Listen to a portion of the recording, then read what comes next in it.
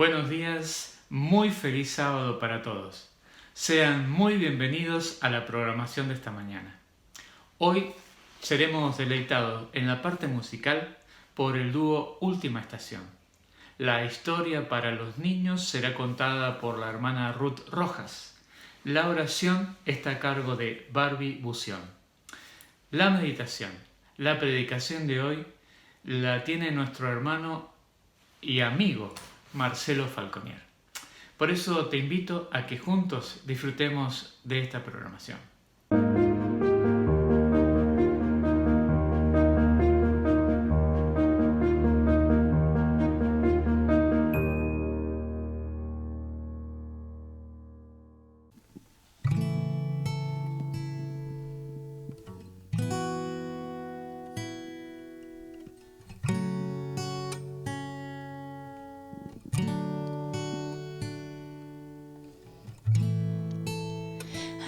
Yo clamaré, pues todo viene de ti y todo está en ti. Por ti caminaré, tú eres mi dirección, tu sombra me guiará. Todo puede pasar, tu amor jamás me dejará. Siempre ha de existir un nuevo mañana preparado para mí.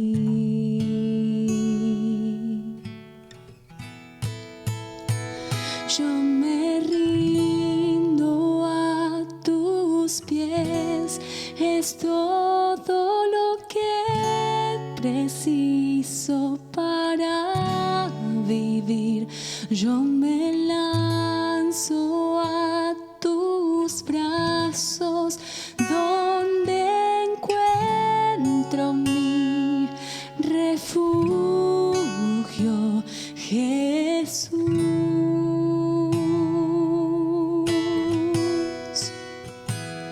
Heme aquí,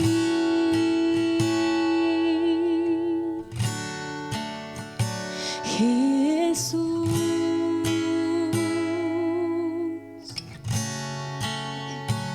Heme aquí,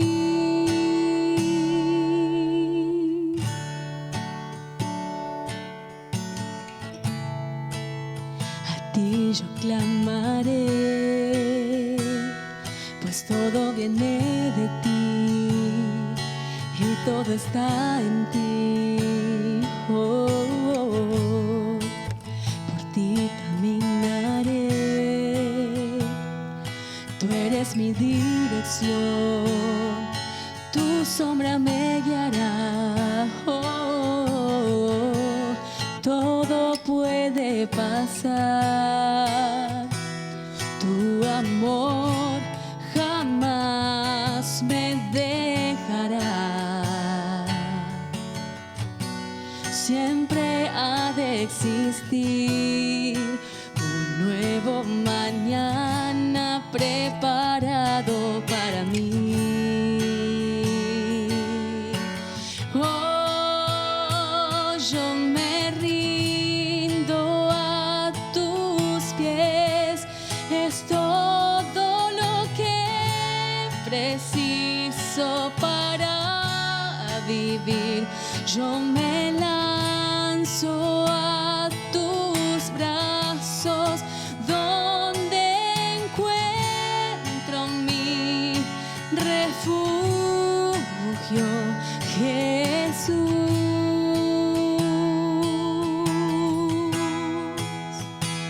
Heme aquí,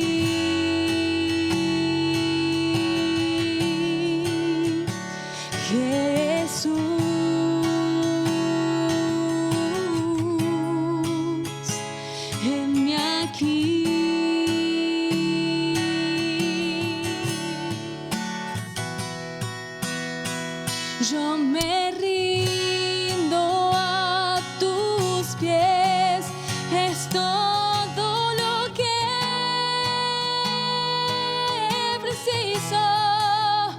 yo me lanzo a tus brazos, donde encuentro mi refugio,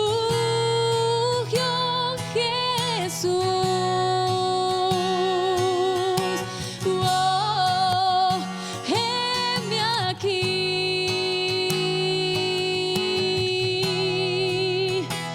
Jesús,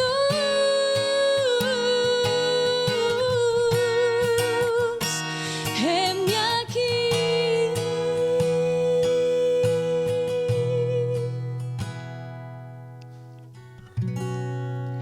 A ti yo clamaré, pues todo viene de ti y todo está en ti.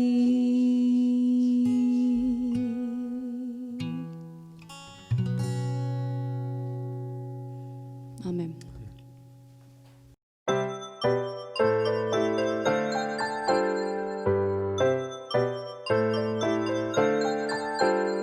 Llegó la hora de adorar al Señor. Llegó la hora de escuchar de su amor. Lindas historias nos van a enseñar a siempre en Dios confiar. Llegó la hora de adorar al Señor. Llegó la hora de escuchar de su amor. Ven, amiguito, nos vamos a sentar y ver calladitos estar. Prestan atención en adoración.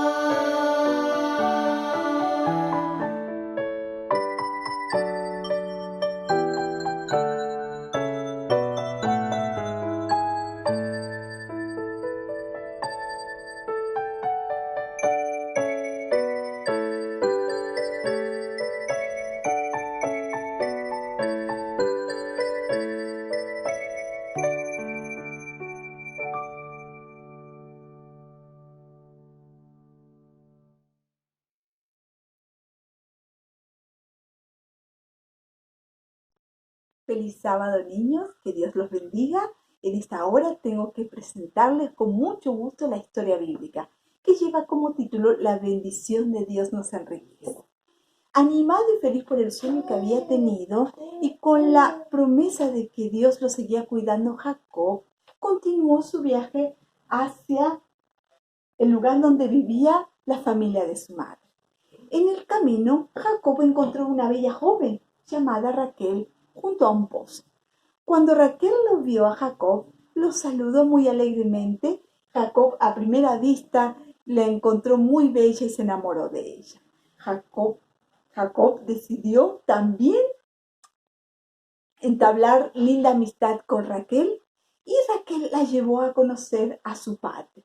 Cuando su padre vio Labán a Jacob, vio que era un hombre muy esforzado y trabajador. Así que decidió proponerle un trabajo que hacer. ¿Saben qué, niños? Le dijo que si Jacob trabajara por 7 años, le iba a dar la mano de su hija Raquel. Por supuesto, como Jacob amaba a Raquel, decidió aceptar el desafío. Y trabajó por 7 años. Pasados los 7 años, se hizo una gran fiesta. Labán, muy astuto, decidió engañar a Jacob, así como Jacob lo había hecho antes con su padre, había sido engañado por su suegro. ¿Saben qué? No le dio la mano de su hija Raquel, sino que por ella le dio la mano de su hija Lea. Jacob estaba triste porque no amaba a Lea. Jacob amaba a Raquel. Así que Labán le dijo que si quería a Raquel, debía trabajar por 7 años más. Jacob, por supuesto que aceptó el desafío, trabajó por 7 años más y pasados los 7 años, Labán cumplió su promesa. Le dio la mano en casamiento de su hija Raquel. Se casaron y ya Jacob no era un hombre pobre. Ahora Jacob tenía mucho poder adquisitivo, tenía mucho ganado, muchos animales, muchos siervos que lo servían. Ya Jacob era un hombre con mucho poder adquisitivo, pero saben, niños, Jacob no quería estar más allí. Así que decidió huir. Se llevó a su esposa, se llevó a los animales y se llevó a toda la gente que lo servía. Cuando Labán volvió, encontró que ya no estaba más ni Jacob, ni Rebeca, ni Raquel, ni tampoco estaban todos los animales, ni tampoco estaban los siervos. Enfurecido, decidió ir de camino a buscar a Jacob. Cuando estaba yendo de camino, Dios habló con Labán y le dijo: no le hagas daño a mi siervo, porque mi siervo debe ir a visitar a su familia.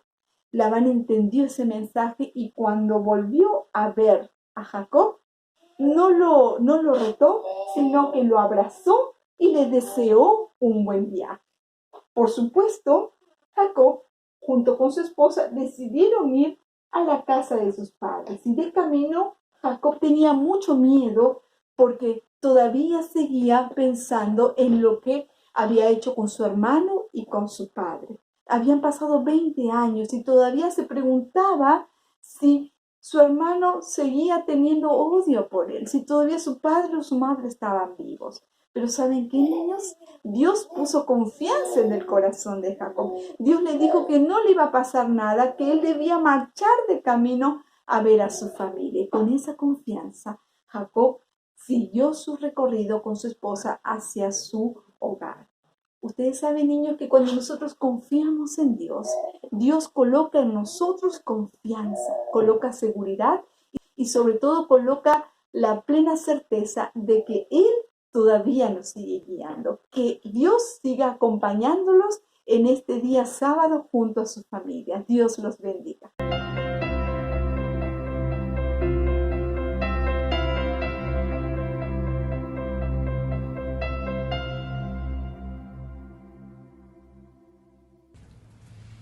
Hermanos, los invito a que inclinemos el rostro para orar. Querido y amante Padre, que estás en los cielos, gracias, Señor, te damos por este sábado y por todos tus cuidados. Gracias porque sabemos que estás en cada uno de nuestros hogares en este momento. Te pedimos, Señor, que bendigas al predicador y que sean tus palabras, Señor, y que abras nuestra mente y nuestro corazón para recibir el mensaje. En el nombre de Jesús, amén.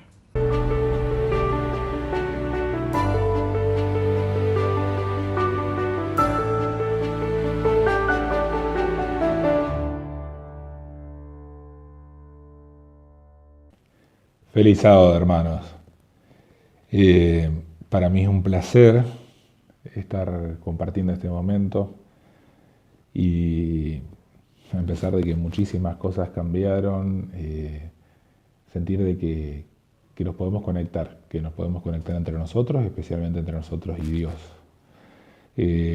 Para mí esta iglesia significa algo muy especial, es la iglesia en la que me crié.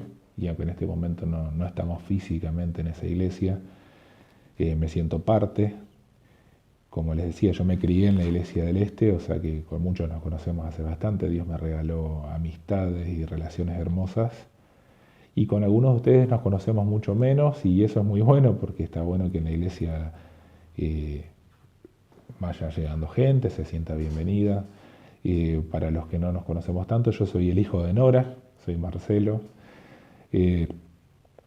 Y tengo el privilegio de compartir este momento de reflexión y de tratar de encontrar elementos de la palabra de Dios que nos ayuden a acercarnos a Él, a enriquecernos. Déjenme compartir con ustedes algo que a mí me impactó mucho y que me impactó mucho especialmente en circunstancias como estas. Cuando hay mucha crisis, cuando hay cambios, cuando hay ansiedad, cuando hay inestabilidad, cuando resulta un poco difícil saber qué va a pasar. La recomendación es buscar las estabilidades, buscar lo que sí funciona. Y en este caso creo que es importante entre todo esto que se contrasta encontrar al Dios que sigue estando. Déjenme contarles una anécdota hace varios años ya, cuando tuve la oportunidad de ir a Sudáfrica y entre las aventuras tuve la oportunidad de cabalgar o de montar, así, andar en un avestruz. Nuestros ñandú son más chiquitos, o sea, no hubiera sido posible, pero los avestruz son suficientemente grandes y fuertes, y bueno, yo tenía unos cuantos kilos menos también, y anduve en avestruz. Creo que con esto lo he compartido con algunos de ustedes, pero lo que me llamaba la atención es que, bueno, o sea, los que hemos andado alguna vez en caballo, es una sensación rara que se está moviendo debajo de uno, pero son 4 patas. Pero en el caso del avestruz son 2, o sea que la sensación es muy diferente todavía. Uno se pone como debajo de las alas del avestruz y se calza bien cerca de donde nacen las alas, que vendría a ser como el hombro de... y la indicación era tomarse de donde nacen las alas, como del hombro, de la parte más musculosa de un bicho muy, muy fuerte. Y entonces, bueno, uno salía y andaba y se iba sosteniendo cuando se movía todo en un lugar cerrado, no iba a ningún lado que uno no quisiera ir, y después te dejabas caer y quedabas parado y te ibas. Una aventura interesante, pero resulta que uno de los otros chicos con los que habíamos ido estaba muy atento a otras cosas cuando le daban las indicaciones, a fotos, etcétera, y no prestó atención a esto que se tenía que tomar de los hombros. Y cuando le soltaron, porque estaba como guardado el animal, como hacen antes de salir en los rodeos, y se tomó del cuello e iba dando vueltas porque, bueno, ante la misma situación depende mucho de dónde nos aferramos. Y esto quería compartir con ustedes porque encontré un montón de elementos en la Biblia que tienen que ver con esto de los puntos de referencia. Pero tengo que reconocer con cierta vergüenza de que hay cosas que me di cuenta que podía aprender de los paganos. Yo siempre le agradecí a Dios porque tenía un conocimiento de su palabra, porque creo que nos da mucho más perspectiva frente a cómo enfrentamos la vida. Pero como muchas veces, y Jesús mismo lo usó, mostró que un samaritano había entendido mejor que el pueblo de Dios acerca de la compasión, del amor, del mensaje que Dios tiene para nosotros. También en otro caso dice que con el centurión, que un pagano tenía más fe y nos enseñaba fe a los que no éramos paganos. Y en este caso quería compartirles a ustedes algunos elementos que a mí me llamaron la atención acerca de los adoradores del sol. Ahora ustedes saben que no hace tanto tiempo tuvimos un momento muy importante en la posición del sol, y había gente que estaba viendo ahí qué iba a hacer con los rituales. Y en primer lugar, por las dudas, para que nadie para no decir lo que no estoy queriendo decir, no estoy para nada diciendo que tenemos que adorar al sol, ni mucho menos. La Biblia era muy clara en la prohibición de eso, cuando salieron de Egipto mismo. Está prohibido en muchas ocasiones. En Ezequiel, cuando los sacerdotes le daban la espalda al templo justamente para inclinarse ante el sol. O sea, desde todos lados no dan, y está equivocado.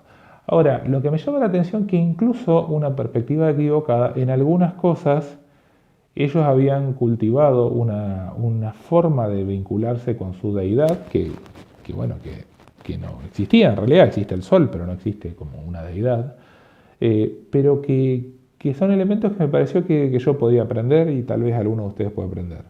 Primero, el reconocer, nos ponemos un poquito en la perspectiva de ellos, después vamos a ver lo que dice la Biblia, ¿no? que obviamente es más completo. En primer lugar, reconocían que había algo más importante y más grande de lo que dependía todo.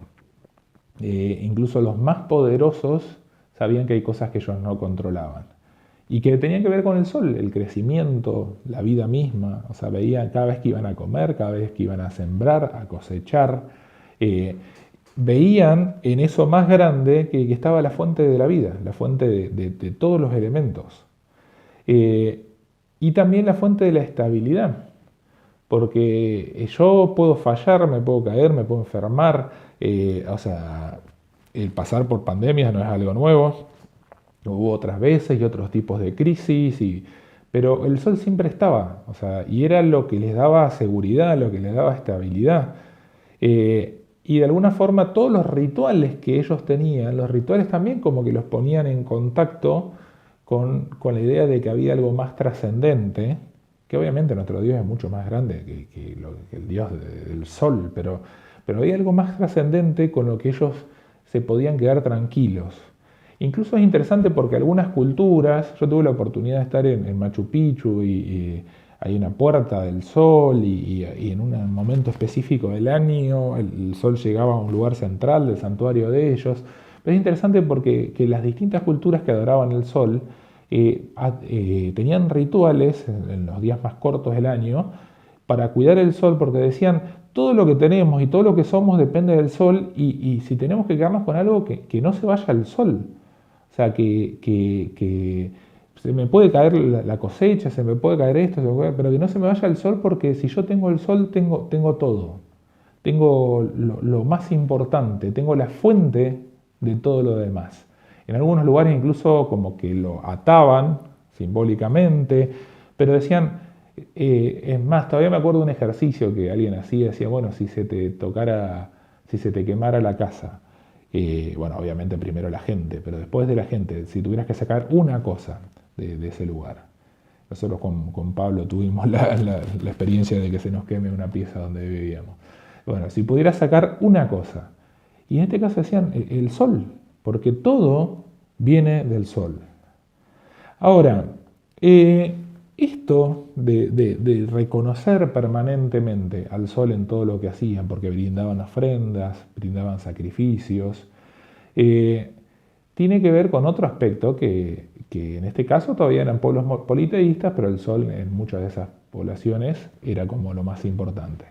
Pero en otro caso tenemos la oportunidad que adoramos al creador del sol, que es la fuente de todo, de la vida, de la salud, o sea, hay tantos versículos en los Salmos que hablan de Dios como la fuente de la vida, de que Salmo 36 me encanta, dicen, porque contigo está el manantial de la vida y en tu luz veremos la luz, y un poco antes dice, por eso los seres humanos se amparan bajo la sombra de tus alas, porque ahí está. Ahora, ¿cuál es un problema que yo veo bastante importante en todo esto? Es que si todo depende de un solo ser, tiene control sobre todo y le debo todo.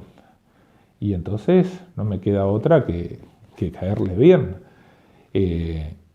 Y esta cuestión de la alabanza a mí en muchos momentos de mi experiencia cristiana personal me hizo ruido, porque vos decís, un Dios que todo el tiempo lo están alabando, Apocalipsis es clarísimo, los salmos, o sea, en muchos ámbitos de la alabanza a Dios, el reconocimiento, a mí me venían a la mente dos opciones.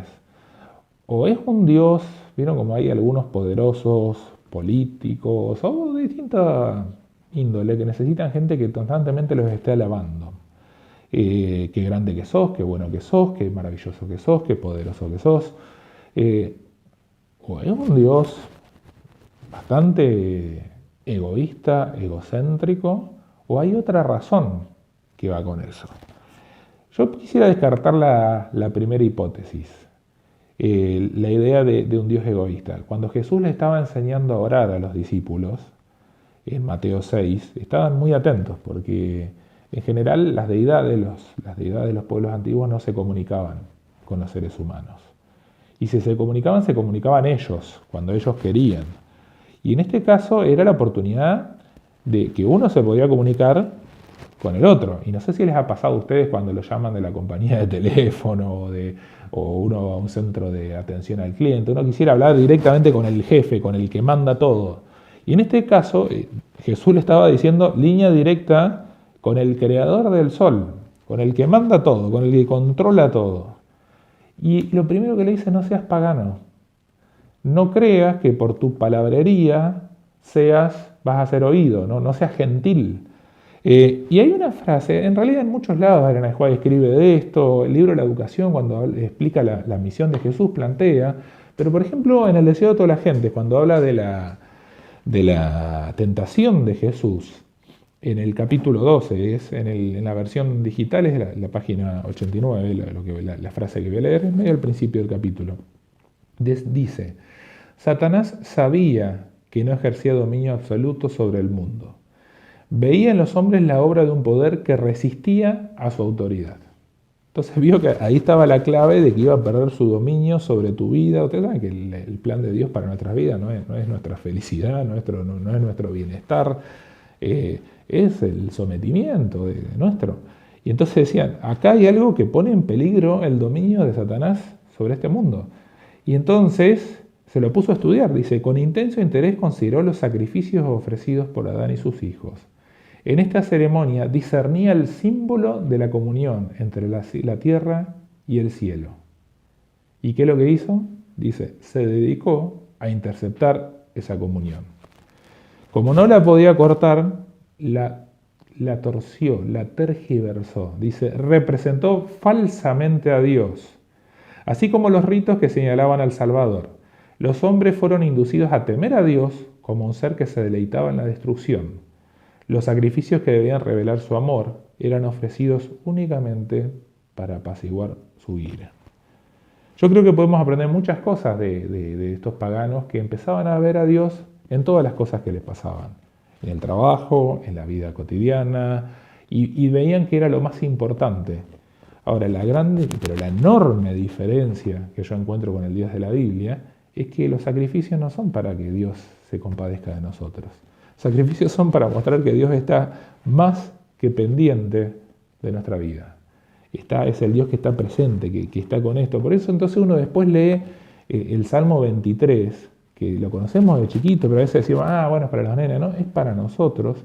Dice, resulta que el pastor está en todo. Dice, el pastor me lleva a delicados pastos, a la fuente de las aguas, conforta mi alma, me prepara mesa delante de mis enemigos. Entonces cuando llega el valle de sombra de muerte y tengo que llevarme una cosa, me llevo el pastor, porque es la fuente de todo lo bueno. Yo quisiera invitarlo e invitarte a que tomes un minuto para pensar algo bueno que pasó en tu vida. Y de eso bueno, tratar de ver qué tiene que ver con Dios. Así como la adoradora del sol veía el sol en la comida, en las actividades, en todo. Y no quiero hacer mucha pausa porque por esta forma de comunicación no nos permiten, pero creo que es muy importante que aprendamos a verlo en todos los detalles de nuestra vida. El apóstol dice, todo don perfecto, toda buena dádiva viene de Dios.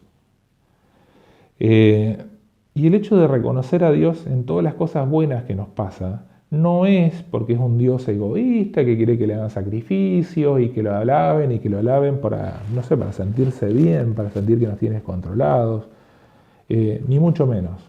Es un Dios que lo hace para que quiere que tengamos estabilidad, quiere que estemos bien. Es un Dios que es permanentemente generoso con nosotros, que quiere lo mejor para nosotros. Y al alabarnos, nosotros nos ponemos en perspectiva. Porque muchas veces, depende de dónde ponemos nuestra mirada, se nos cae eso que estamos importando. Y está buenísimo que nosotros nos dediquemos, al trabajo, a la familia, que nos preocupemos cómo vamos a hacer económicamente para enfrentar ciertas situaciones, por el estudio, por un montón de situaciones que son importantes y son muy importantes para Dios. Pero se te cae eso, y si vos estabas apoyado ahí, se te cae mucho.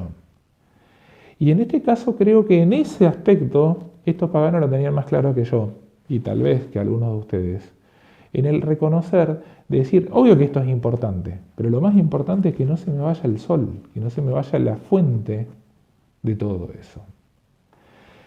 Yo quisiera invitarlos a aprender a hacer este ejercicio de adoración, de reconocimiento de todo lo bueno que viene de parte de Dios. Y el ejercicio de emprender a verlo a Dios en todo lo que nos pasa, en todo lo bueno que hay en nuestra vida. Acordémonos que hay muchas cosas que no son buenas, pero que no vienen de Dios, vienen del enemigo de Dios.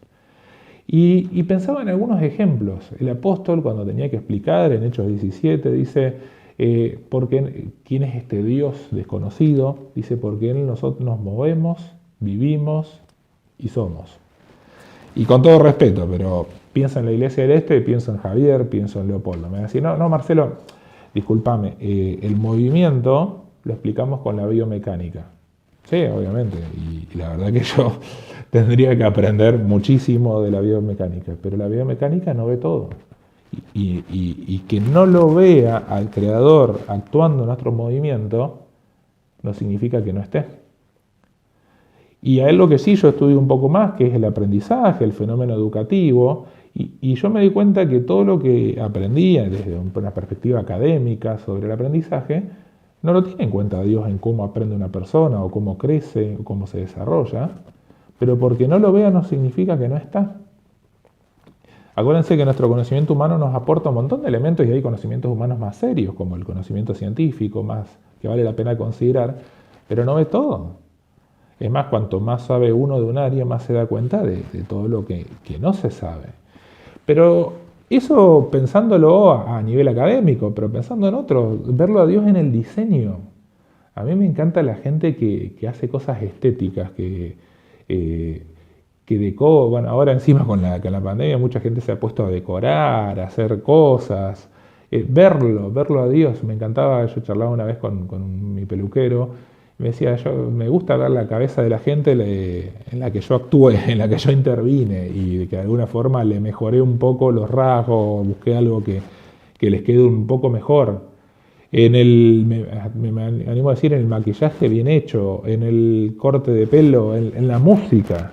O sea que Dios es músico, nos hizo parecidos a Él y como imagen de Dios.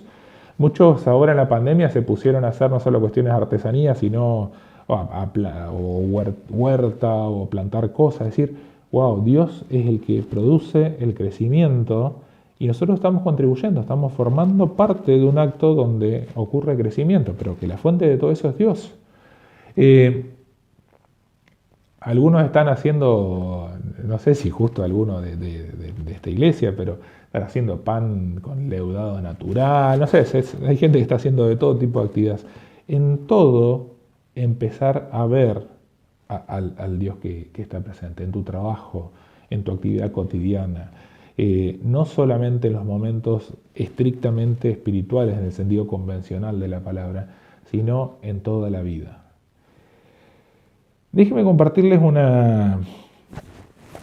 un versículo más que a mí me parece que hizo mucha diferencia en este tiempo de pandemia que tuvimos que atravesar. Si uno va a Josué 4, hay una historia muy conocida, ellos cruzaban el Jordán, y les pide, en el versículo 7, que busquen piedras del medio del río, para representar un poco el hecho de haber atravesado. Incluso una de las traducciones de la Biblia dice, esta hazaña que hicimos. En primer lugar, me gusta mucho esta cuestión colectiva, que eso también hacían los adoradores del sol. Nosotros, nadie atraviesa totalmente solo estas crisis, estas dificultades, se atraviesan con otros. Por eso yo creo que Dios nos regaló esta vez, que no podemos juntarnos físicamente, poder hacerlo a través de estos medios. Yo ahora en este momento no estoy físicamente, y ni siquiera en el mismo momento, esto es algo en diferido. Pero de alguna forma estoy con otros. Y estamos con otros con este mismo Dios. Y entonces dice, busquen esas piedras y sáquenlas. Y cuando le preguntan a sus hijos qué son estas piedras, dicen, no, porque Dios estuvo, porque Dios nos sacó. Pero incluso si vamos más atrás, estamos en Josué 4, en el versículo 5 dice, Josué le dijo, pasad delante del arca de Jehová, vuestro Dios, a la mitad del Jordán. En lo más profundo de ese río que ellos nunca hubieran podido atravesar estaba el arca del pacto, la que representaba la presencia de Dios, que Dios estaba con ellos. Y en lo más profundo de esa crisis estaba. Yo quisiera invitarlos a que aprendamos un poco de esta situación. Yo necesito aprender un poco más. Yo creo que muchas veces lo veo a Dios y le agradezco porque lo veo en muchas cosas, pero que también no tengo tan claro este ejercicio de verlo permanentemente en todo lo que me pasa y sobre todo verlo como la fuente más importante de todo lo bueno que me pasa. En ese sentido, me parece que la invitación es ver un Dios bueno, un Dios que está presente. En cada cosa buena que me pasa, vincularla con Dios en agradecerle, pero no agradecerle porque Dios necesita que le agradezcamos y que le encanta que le endulcemos el oído diciéndole cosas buenas, sino porque a nosotros nos viene bien tener esa referencia. La idea es el mensaje básico de estos paganos que tenían muy equivocado el concepto de Dios, y que creo que a veces nosotros también podemos tener un concepto pagano de Dios, pensar que tenemos que hacer las cosas para que Él nos quiera, para que Él nos bendiga. No, Dios lo hace porque Él es bueno. Y eso es lo que está en juego en este gran conflicto entre el bien y el mal. Reconocer de que Dios es bueno, que de Dios es alguien que quiere lo mejor para sus hijos, que nunca nos pide nada que no sea para nuestro bien. Pero al mismo tiempo, ver en cada una de estas cosas la presencia de Dios. Porque estas cosas van y vienen, porque la hierba se seca, la flor se marchita, pero la palabra de Dios permanece. Y sobre todo, porque si lo tenemos a Dios, tenemos todo. Que Dios los bendiga.